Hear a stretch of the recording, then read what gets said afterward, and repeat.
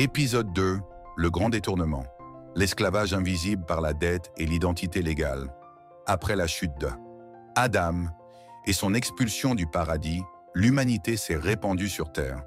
Mais elle a emporté avec elle un fardeau invisible, celui du détournement, de l'oubli de sa souveraineté naturelle. Un piège subtil s'est installé, un piège qui ne repose pas sur des chaînes physiques, mais sur des chaînes mentales, administratives et économiques. Dès la naissance, chaque être humain est inscrit dans un système préétabli qu'il n'a jamais choisi.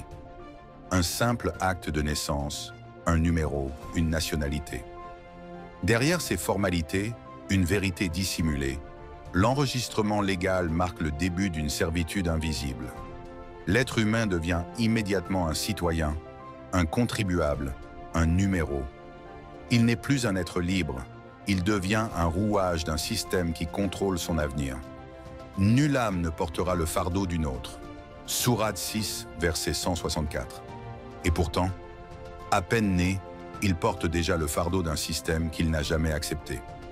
Premier, l'acte de naissance, le premier enchaînement. L'acte de naissance n'est pas qu'un document. C'est le premier contrat imposé sans consentement. Dès l'enfance, on enseigne aux individus qu'ils doivent obéir aux lois, payer pour vivre, accepter l'autorité sans la questionner. Cette soumission précoce s'intensifie tout au long de la vie. Impôts, taxes, règles, sanctions. Tout est conçu pour que l'humain travaille et consomme sans jamais remettre en cause ce système. Deuxième, la dette, esclavage invisible. Le véritable piège ne réside pas uniquement dans les lois, mais dans la dette. Les États eux-mêmes ne peuvent plus créer leur propre monnaie. Ils doivent l'emprunter aux banques centrales privées avec intérêt.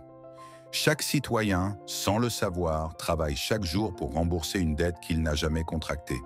Si vous ne renoncez pas à l'usure, alors attendez-vous à une guerre de la part d'Allah et de son messager. Sourate 2, verset 279.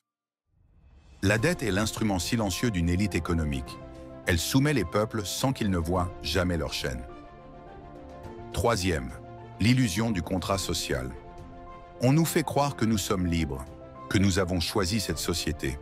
Mais peut-on réellement parler de choix lorsque l'on est né prisonnier d'un système administratif, économique et juridique que l'on n'a jamais consenti? Et ne dévorez pas mutuellement et illicitement vos biens. Sourate 2, verset 188. Le contrat social n'est qu'une illusion. Les peuples sont soumis à un cadre imposé par une minorité qui dicte les règles, impose les dettes et contrôle les ressources. Quatrième, un système de servitude mondialisé. Les banques centrales, les institutions économiques internationales et les grandes entreprises dictent les règles du jeu. L'argent est créé à partir de rien.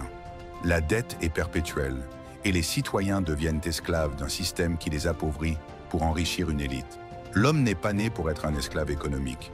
Mais tant qu'il ignorera les chaînes invisibles qui l'enserrent, il travaillera pour un système qui le prive de sa véritable souveraineté. Épisode 2, le grand détournement. Comment la dette nous a rendus esclaves?